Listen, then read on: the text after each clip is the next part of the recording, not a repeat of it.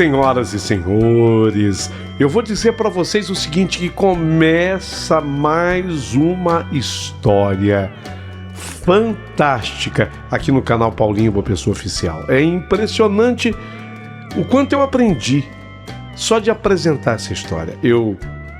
É um livro, gente. A história é um livro.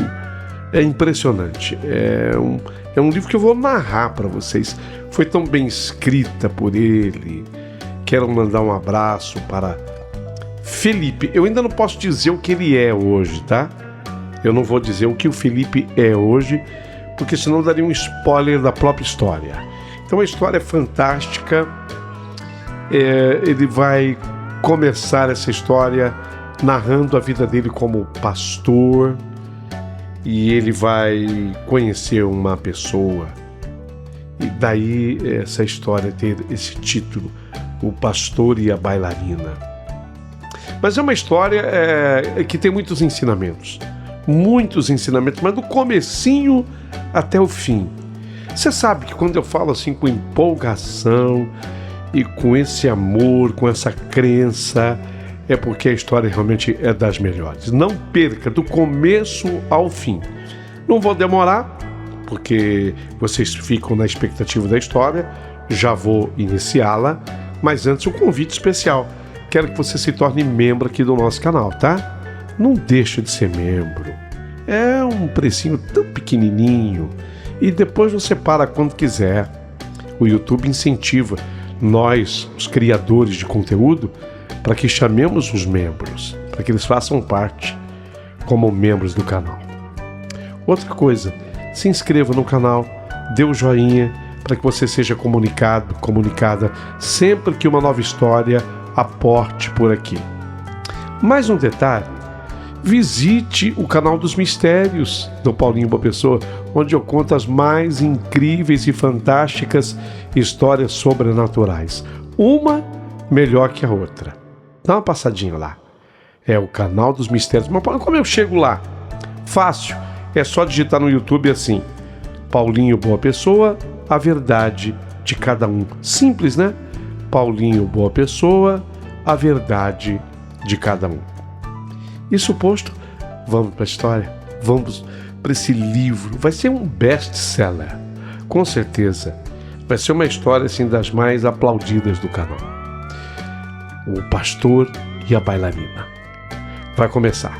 Prepare o seu coração para as coisas que eu vou contar, porque a fantástica história do canal Paulinho Boa Pessoa Oficial acabou de começar. Rádio é emoção. Rádio é verdade. Rádio é Paulinho Boa Pessoa.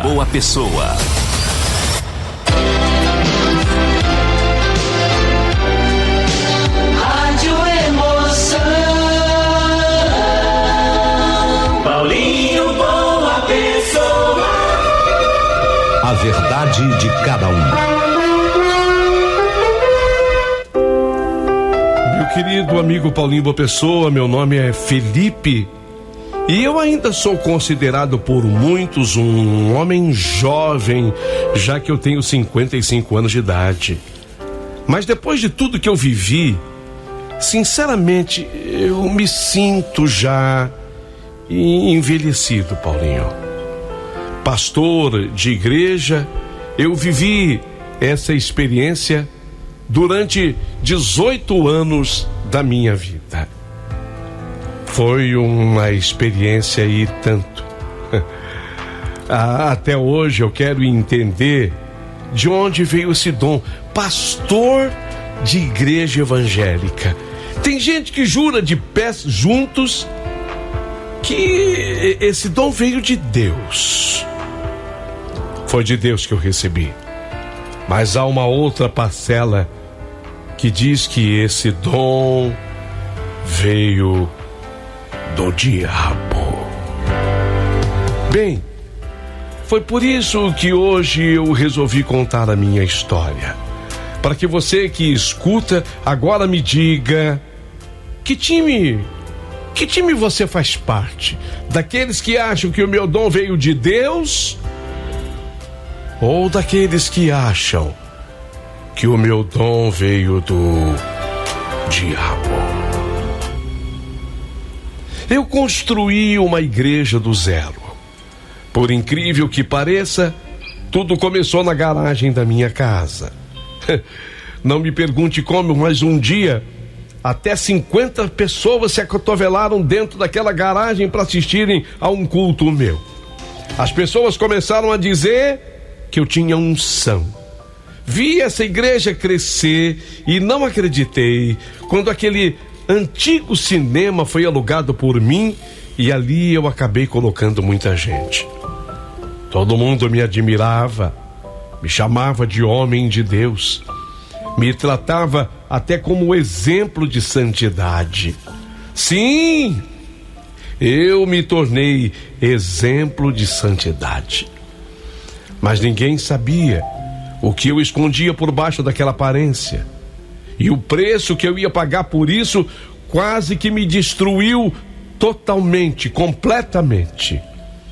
E tudo teve início no ano em que eu estava chegando aos meus 42 anos. Bem, eu era conhecido na cidade como um pregador poderoso, especialista em batalhas espirituais. As pessoas vinham de longe para ouvir minhas mensagens, minhas pregações sobre santidade e pureza. Eu era aquele pastor que chorava no púlpito. Eu chorava no púlpito. Oh Senhor, faça essa graça em nome de Jesus. Eu preciso, essa pessoa precisa desse milagre, Senhor. A igreja inteira aplaudia de pé. E todo mundo acreditava que eu era um homem íntegro. Mas a verdade é que eu vivia uma mentira. Eu nunca escolhi ser pastor. Eu pertencia a uma família de católicos não praticantes. Vou ser honesto. Fiz a minha primeira comunhão na igreja católica sem nunca entender o porquê. Fiz porque naquele meu terceiro ano escolar, a maioria da minha classe assistia a aula de religião. Eu fui no embalo. E quando eu vi, eu estava vestido de branco com uma vela na mão, numa fila da igreja católica para receber a minha primeira comunhão, rindo com outros meninos.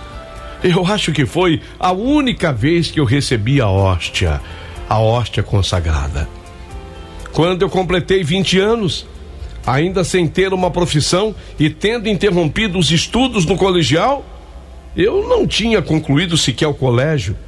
Eu conheci o Josué. Josué era um cara bacana e nós apelidamos o Josué de pastor, porque ele era filho de um pastor chamado Jeremias. Passei a frequentar a casa dele e lá eu conheci a irmã do Josué. O nome dela, Abigail. Sinceramente, desde o início, não considerei Abigail atraente.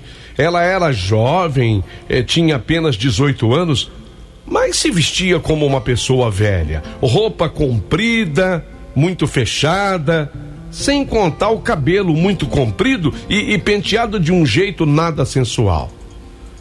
Mas Abigail, ela gostou muito de mim. Para ela, foi a tal da paixão à primeira vista. Eu até tinha uma outra namoradinha, mas um dia o Josué, o irmão dela, o pastor, o Josué chegou em mim e falou que a irmã dele estava gostando muito de mim e se eu aceitava ter uma conversa com ela. Fiquei bastante inibido pela abordagem e aceitei o encontro. Abigail, eu notei que ela tremia inteira enquanto falava comigo e eu a abracei e eu senti o tremor do seu corpo. Foi naquele dia que eu e Abigail começamos a namorar. Com o namoro, eu passei a ficar muito íntimo da sua casa e de sua gente. E comecei a ver que o pastor Josué, meu sogro, era um homem que arrecadava muito dinheiro. Eu comecei a notar que ele arrecadava muito dinheiro. Havia um tesoureiro chamado Samuel. Ele era o responsável pelas finanças da igreja. E um dia eu conversei com o Samuel, e o Samuel me contou que a igreja arrecadava muito, embora tivesse também muitos gastos. Como eu ainda não havia me encontrado na vida profissional, sempre fazendo bicos e serviços menores, eu passei a considerar um dia mexer com aquilo também, lidar com aquilo também, ser um pastor. Afinal, eu já estava dentro da família mesmo. E eu acho que foi por tudo isso que eu me casei com a Abigail. A família dela me aprovou. A essas alturas, eu já tinha me convertido à igreja dirigida pelo pai dela. Abigail era uma moça da igreja que todos achavam perfeita para mim. Perfeita. Ela tinha 21 anos quando nós nos casamos e eu tinha 23. Faltava pouco tempo, um mês para eu fazer 24. Com ela, com Abigail, eu aprendi tudo sobre a Bíblia, e com o pai dela eu aprendi a pregar. Foi depois de uma noite mal dormida que eu amanheci naquele domingo dizendo para ela: Abigail, você sabe que eu nem sei como te falar isso, mas eu tive uns sonhos durante essa noite. Eu quero ser pastor. Nós tínhamos na época 7 anos de casamento. Ela sorriu, ficou feliz, disse que iria conversar com o pai dela, mas eu sabia que se ela conversasse com o pai, isso ia se tornar muito demorado. A essas alturas, nós já tínhamos 2 dos nossos filhos, a Ariela e o Daniel já tinham nascido, e depois ainda nasceria mais o Davi. Nós teríamos ao todo 3 filhos. Bem, então eu sabia que o pai dela não iria me aprovar assim. Eu teria que fazer um curso preparatório e eu não queria passar por esse processo longo, demorado. Eu queria ser pastor já. Senti naquele domingo que eu estava pronto. E aí eu fiz uma loucura.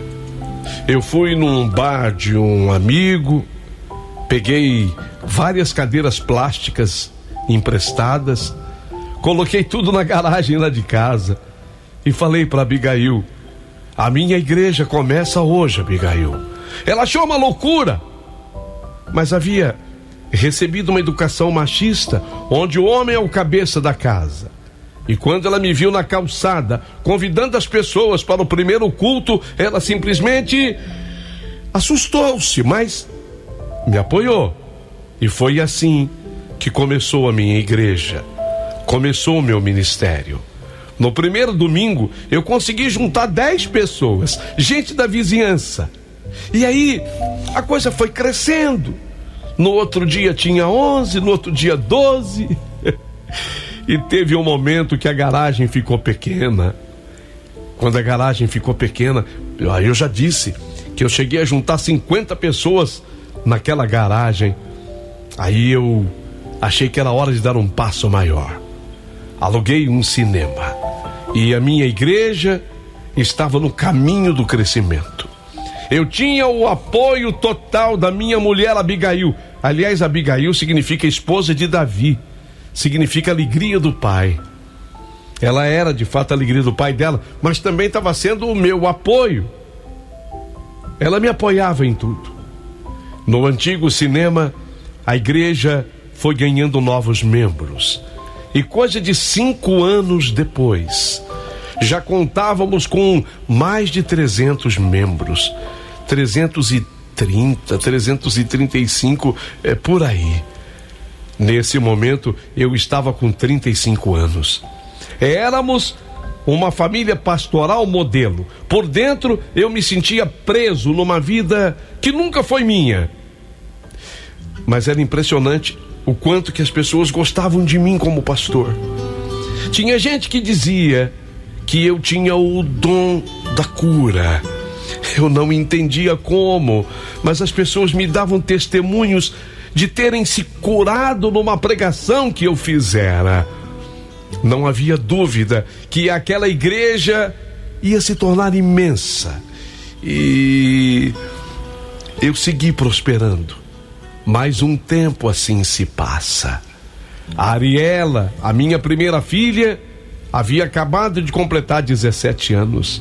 Daniel, filho do meio, tinha 15. E o Davi, meu caçula, estava com 11. Eu estava vivendo o meu ápice enquanto pregador. Eu estava com 41 anos. Mais um tempinho se passa, até que nós chegamos àquele domingo daquele ano. Eu acordei às 5 horas da manhã, como aliás eu fazia sempre. A Abigail, minha mulher, já estava de pé, passando as roupas de todo mundo para o culto. No café da manhã, eu revisava o esboço da pregação em silêncio, enquanto que as crianças se arrumavam. A Ariela, que já era uma mocinha na época, reclamou: ai, pai, tenho que ir para a igreja de novo, mas por que acorda tão cedo assim? E eu respondi seco, sem olhar para ela: enquanto você morar aqui, você vai. O pastor tem que ser o exemplo com a sua família dentro da igreja. O Daniel, o filho do meio, ao escutar, ficou calado, como sempre. Só o Davi, o meu caçula, ele parecia mais empolgado, animado. Na igreja, eu subi ao púlpito e preguei sobre a santidade. Falei sobre pureza, sobre viver separado do mundo, sobre ser exemplo. Em certo momento, eu chorei. Eu tinha essa característica. Eu ia falando com tanta empolgação que havia um momento que eu me entregava às lágrimas, especialmente quando alguém me pedia para eu orar, que eu colocava a mão na cabeça da pessoa, eu rezava, eu pedia, eu chorava. A congregação inteira se emocionou comigo. Algumas pessoas levantaram as mãos gritando: aleluia, aleluia. Irmão Lucas, um mecânico, ele veio me abraçar depois do culto e disse que aquela mensagem tinha sido ungida, pastor. Essa mensagem foi ungida. Eu agradeci com um sorriso ensaiado. No banco da frente, ela, minha mulher Abigail, sorria como sempre, mas eu conhecia aquele sorriso. Era o sorriso de quem finge que está tudo bem. As olheiras dela denunciavam noites mal dormidas. Ela sabia, a mulher tem um sexto sentido, a verdade é essa. A mulher possui um sexto sentido, então ela sabia que algo estava errado comigo, mesmo sem saber exatamente o que era. No caminho de volta para casa, dentro do carro, ela tentou conversar comigo. Felipe, eu queria te fazer uma pergunta. Tá tudo bem? Amor, Felipe, você às vezes me parece que tá muito cansado. Tá tudo bem? Eu respondi sem paciência: é a obra, Abigail. Você viu isso com seu pai, tá acostumada já com isso, tá vivendo agora isso comigo, é muita pressão. Se fosse só o culto, tudo bem, tranquilo, mas não é só o culto. O que desgasta é o atendimento pastoral, é o pós-culto, o atendimento às pessoas. Cada uma chega, sabe, Abigail, com a sua dor, com o seu problema, e todas elas acham que o pastor tem solução para tudo. A gente tem que resolver tudo. Ela me deu razão.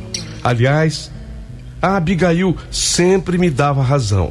Sabia que de fato a vida de um pastor só parece fácil, mas não é. Ainda mais eu. Sim, eu. A verdade é que no fundo me faltava alguma coisa. Talvez faltasse o principal. Sei lá, eu acho que faltava a fé. A fé que eu via sobrar em alguns dos membros da minha igreja. Essa fé faltava para mim. A verdade é que eu estava vazio por dentro, cansado de fingir, cansado de pregar coisas que eu mesmo não acreditava, eu mesmo não conseguia viver. Àquelas alturas, eu tinha já 12 anos de ministério. Eu não sabia quem eu era de verdade, e eu já era pastor à frente da minha igreja por 12 anos. Eu olhava para a minha vida e via que eu era um homem que construí tudo, mas em cima de uma fundação que não era minha. Eu estava erguendo um castelo, talvez, mas num terreno arenoso.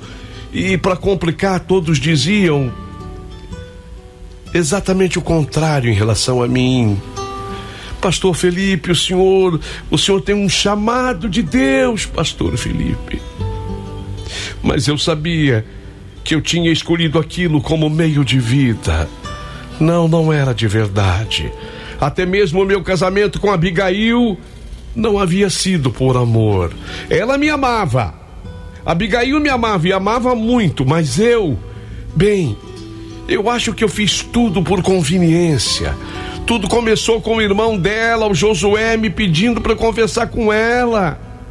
Eu vi o pai dela, pastor, influente.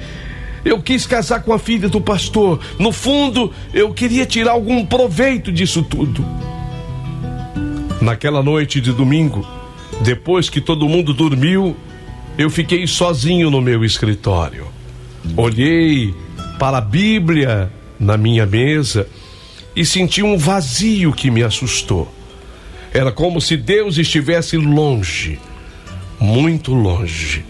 Então eu tentei orar, mas as palavras não saíam. Eu não tinha inspiração. Fiquei ali sentado no escuro, me perguntando como eu tinha chegado naquele ponto. Um pastor que não conseguia mais orar. Que tipo de homem de Deus era esse? O mais incrível é que na igreja tinha uma irmã, verdadeira mulher de Deus. Ela tinha os seus 73 anos, irmã Dorinha, uma intercessora. Ela orava pela igreja toda madrugada. Vocês acreditam que a irmã Dorinha me procurou naquela semana ainda? Ela era uma mulher simples, mas ela tinha uma sensibilidade espiritual que me incomodava. Ela me procurou. Pastor, ela falou baixinho, eu estou sentindo no meu coração que o senhor, pastor, precisa de oração. Tem algo pesando sobre o senhor, pastor. O senhor está precisando. Eu posso orar pelo senhor, pastor? Eu agradeci. Eu dispensei a Dorinha com uma frase até vazia. Deus está no controle, irmã. Não se preocupe não, irmã Dorinha. Não. Deus está no controle. Por dentro eu tremi. Eu sabia que aquela mulher simples tinha muito mais intimidade com Deus do que eu. Fiquei com medo dela.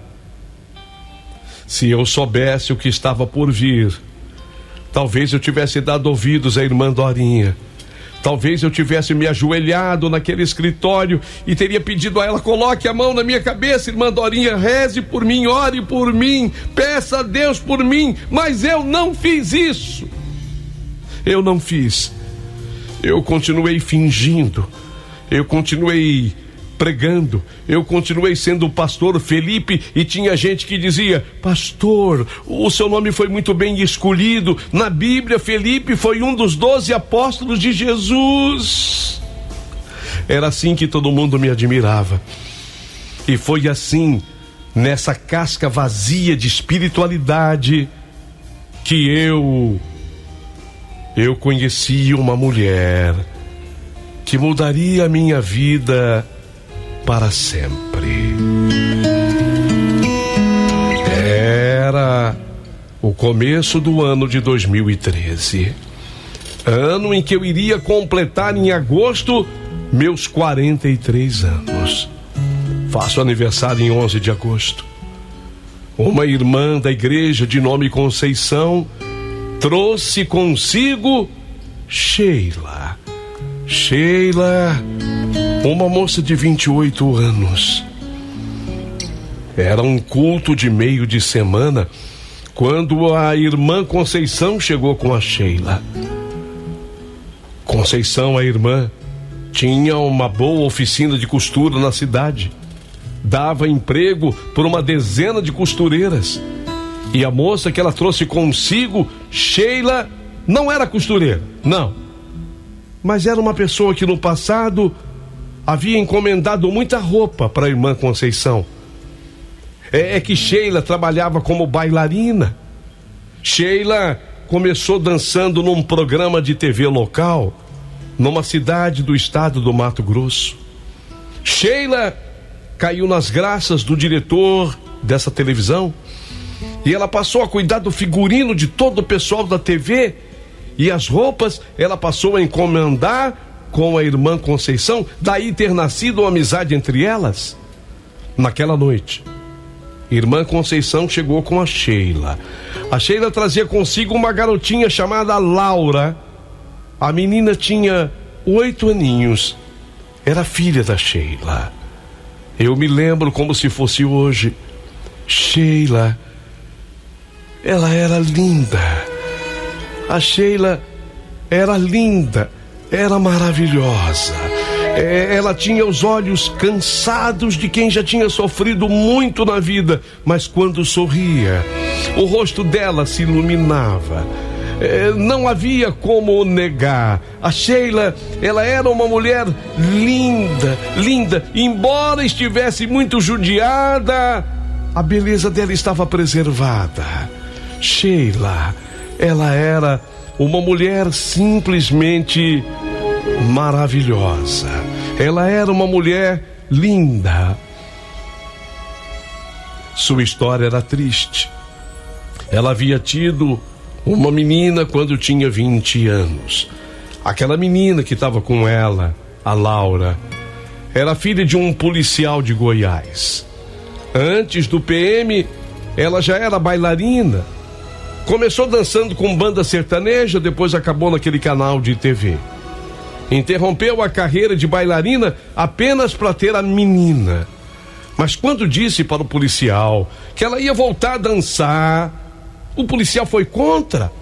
Chegou a encostar uma arma, um revólver, contra o ouvido da Sheila. Resultado, sem alternativa, ela teve que fugir. Levou consigo a menina, a Laura, até que, anos depois, ela voltou a trabalhar na TV. Esse diretor a convidou, ele gostava dela, o diretor era fã da bailarina. Um dia, um fazendeiro do Pantanal a viu dançando no programa de TV e quis a Sheila para ele. E aí, esse fazendeiro do Pantanal levou Sheila e sua filha para a fazenda. Sheila achou que suportaria a vida por lá, já que teria muita fartura. Mas quando ela se deu conta, o tal fazendeiro a havia transformado numa escrava sexual. Ela temeu do que ainda pudesse acontecer, do que aquele fazendeiro pudesse um dia fazer com a sua filha, tão pequena ainda. Foi quando ela se embrenhou no meio do mato numa fuga. Acabou chegando numa aldeia indígena e de lá ela pegou uma carona com membros da FUNAI. E de carona em carona chegou até a nossa cidade, onde sua referência era a oficina de costura de Dona Conceição, de quem ela era cliente através da TV. Chegou pedindo socorro para Dona Conceição. Não tinha para onde ir. Tinha 2 fugas no currículo. Uma do policial, que era o pai da sua filha. A segunda do tal fazendeiro do Pantanal. Foi assim que ela chegou na vida da irmã Conceição. No meio do culto, a irmã Conceição pediu para ela cantar. Era costume na nossa igreja dar espaço para visitantes que tinham o dom musical. Sheila subiu ao púlpito meio sem jeito, pegou o microfone com as mãos tremendo e começou a cantar. Cantou uma música linda que fazia grande sucesso naquela época. Meu Milagre, com Josiane. A letra dizia assim: quanto tempo te esperei, Senhor, já bati em tantas portas em vão, sei que só o teu poder pode acabar com a minha dor de uma vez. Mesmo que eu tenha que enfrentar a multidão, eu vou seguir a minha fé. Eu tenho a certeza da vitória, fonte de virtude que faz o milagre acontecer. Quem é que vai calar o meu coração? Eu vou romper a multidão, me prostrarei para te alcançar. O meu milagre vai chegar. Impressionante, a voz dela não era tecnicamente perfeita, mas tinha uma emoção que arrepiava. E quando ela terminou, metade da igreja estava chorando. Eu sou um chorão, eu inclusive. E depois do culto, eu fui até ela e me apresentei. Irmã, você tem um dom. Eu falei para ela, gostaria de fazer parte do ministério de louvor. Ela ficou sem graça, disse que não tinha experiência, que ela só sabia dançar. Mas eu insisti. Deus não chama os capacitados, Deus capacita aqueles que Deus escolhe. Você é uma escolhida. Ela aceitou com um sorriso tímido. Naquele momento eu não tinha nenhuma má intenção com ela, ou pelo menos era isso que eu dizia para mim mesmo. 2 semanas depois, num culto de domingo, Sheila deu o seu testemunho publicamente. Contou sobre o ex-marido, o primeiro policial, que era o pai da sua filha Laura. Ele a agredia, viveu com ela um relacionamento abusivo, e quando ela quis voltar a dançar, era a sua profissão, ele não quis deixar. Quando ela viu que seria totalmente dominada por ele, resolveu fugir, levando consigo a menina. Depois contou do trabalho do canal de TV, que ela estava indo bem, mas apareceu o fazendeiro do Pantanal que lhe propôs viver numa fazenda com muita fartura. Ela aceitou, acreditou que fosse o melhor, mas lá se transformou, como eu dissera, numa escrava sexual e passou a temer também pela filha. E novamente ela teve que fugir. E foi assim que ela chegou à nossa cidade. Ela conhecia a irmã Conceição, tinha sido cliente da oficina da irmã Conceição. Não tinha quem recorrer e bateu na porta dela. E quem a acolheu, como ela era uma mulher de muita fé, a irmã Conceição a acolheu, orou por ela e disse: Deus tem um propósito na sua vida, Sheila. Deus tem um propósito. A igreja inteira chorou com o depoimento dela. E eu no púlpito senti aquilo que eu não deveria sentir. Não senti apenas compaixão pastoral, era outra coisa. Eu fiquei pensando nela o dia inteiro, relembrando o testemunho dela, a voz dela, o jeito que ela olhava para a filhinha com tanto amor. Em casa, a Abigail, a minha mulher, comentou durante o jantar: nossa, que moça guerreira essa Sheila, né? Precisamos acolhê-la. Eu concordei, balançando a cabeça, mas não consegui olhar nos olhos da Abigail, porque algo dentro de mim estava mudando. Nas semanas seguintes, eu ofereci para pagar aulas de canto para Sheila como investimento no ministério. Era uma desculpa, eu sei disso agora. Os encontros para o ensaio começaram a acontecer na sala pastoral, sempre às portas fechadas. Sempre eu tinha esse cuidado, tinha que ser com as portas fechadas.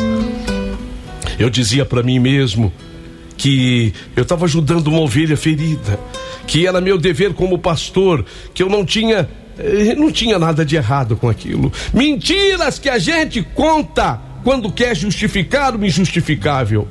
Taxinha era o apelido dele, o guitarrista. Taxinha era o líder de louvor da igreja, uma espécie de maestro, um homem que sabia tudo de música.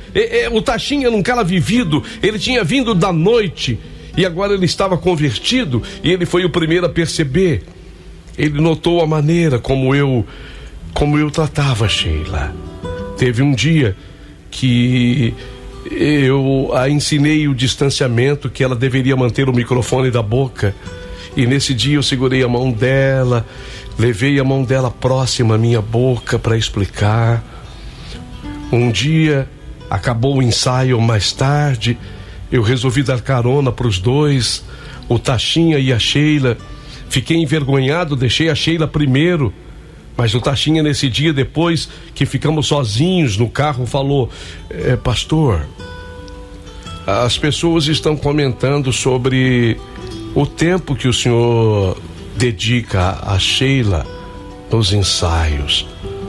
Você sabe como é que é, pastor? O pessoal fala, né? Eu respondi frio, quase agressivo: Taxinha, cuida do seu ministério que eu cuido do meu.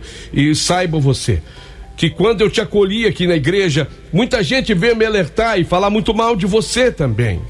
As pessoas são maldosas, Taxinha. Mas a verdade é que até aquele momento eu ainda não tinha feito nada fisicamente errado com a Sheila. Eram só conversas, só encontros na igreja, só mensagens inocentes, mas eu sabia que eu estava caminhando por um abismo. O problema é que eu não queria parar de caminhar. Pela primeira vez na minha vida, eu sentia que alguém me enxergava de verdade, não como pastor, não como marido, não como pai, mas como homem. E essa sensação era mais forte do que qualquer sermão que eu já tinha pregado. Até que foi marcado aquele ensaio. O coro havia ido inteiro para ensaiar, mas nessa noite tudo começou a conspirar a favor do que estava prestes a acontecer. O Taxinha, o guitarrista, o nosso maestro, pediu que Sheila ficasse com a irmã Glorinha. Ele ainda precisava acertar as vozes de ambas na interpretação daquele hino tradicional. E como elas começaram a errar, o ensaio foi até mais tarde, 11h15 da noite, quando terminou. O marido da irmã Glória esperava por ela. E para Sheila e o Taxinha, como de costume, eu daria carona, como de fato aconteceu. Só que nesse dia, o Taxinha inverteu. Ele disse que ele tinha que ficar na casa da sua ex-mulher. Ele estava se reaproximando dela. Ele e a ex-mulher estavam em vias de uma reconciliação, e a casa da ex-mulher dele era bem próxima à igreja. Ele pediu naquela noite que eu o deixasse primeiro. Sei lá, óbvio que eu não posso acusar o Taxinha, mas parecia até intencional. Sheila estava diferente naquela noite, mais calada. Me deu a impressão de estar com os olhos inchados de chorar. Quando eu deixei o Taxinha na casa da ex-mulher dele, a Sheila veio pro banco da frente. E nessa hora eu senti o meu coração disparar. Foi quando, já com o carro em movimento, eu perguntei para ela por que ela estava tão triste, o que tinha acontecido. E bastou a pergunta para ela desabar. Disse que estava se sentindo perdida, sem rumo. Me sinto perdida, sem rumo. Às vezes eu sinto que eu tô num barco à deriva. Eu tô precisando de um apoio. Eu tô precisando de alguém que me entenda, de uma mão. Eu tô precisando de um abraço. Ela falou isso e jogou o corpo dela para trás, apoiando a cabeça no encosto do banco do carro. Para mim, foi uma senha. Parei o carro. Era uma rua erma. Parei debaixo de uma árvore e coloquei a mão no ombro dela para consolar. O abraço veio naturalmente. Ela encostou a cabeça no meu peito, ainda chorando. E eu fiquei ali alisando o cabelo dela e dizendo que ia ficar tudo bem. Mas o abraço durou tempo demais. E quando ela levantou o rosto para me agradecer, os lábios estavam muito próximos. Eu não sei quem começou. Eu só sei que quando eu percebi, eu estava beijando aquela mulher. Beijando aquela mulher dentro do meu carro. Foi um beijo dado com sofreguidão, com loucura.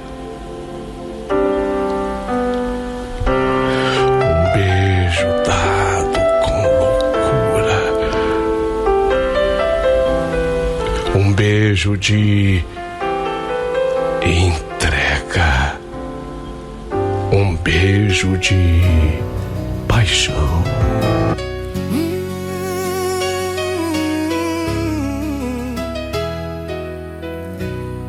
Eu pregava sobre o céu, mas vivia no deserto.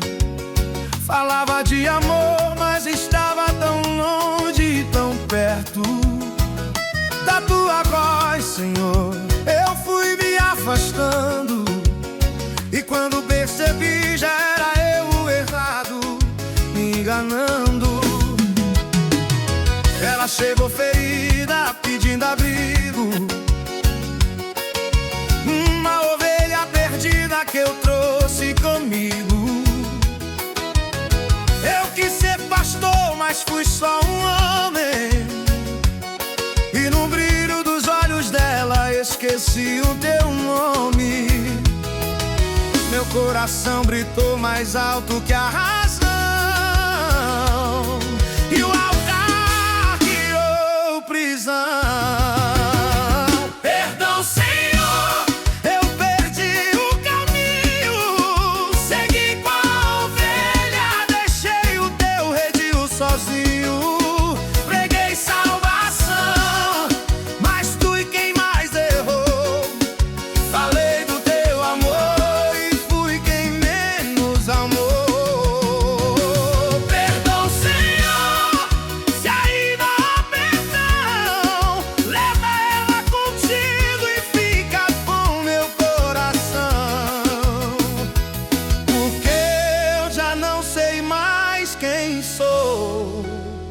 Se um pastor fosse alguém que te abandonou, os bancos vazios me olham sem piedade,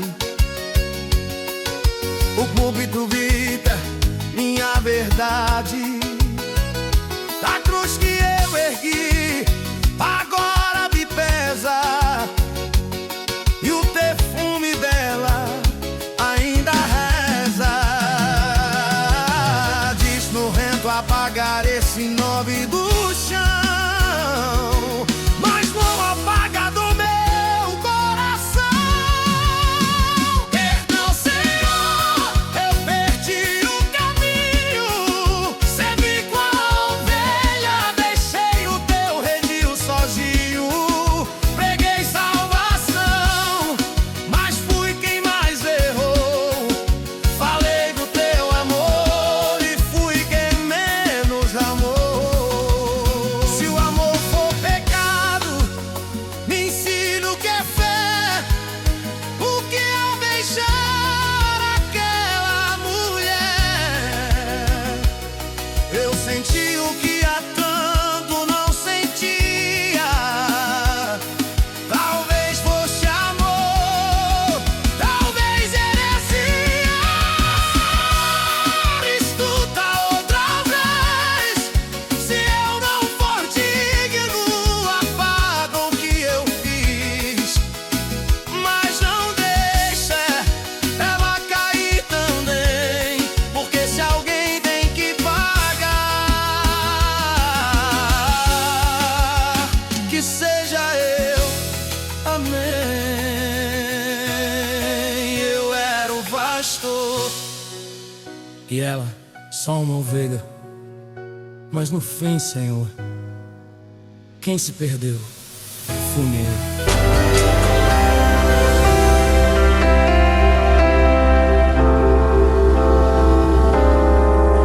Gente, e assim termina o primeiro capítulo dessa história.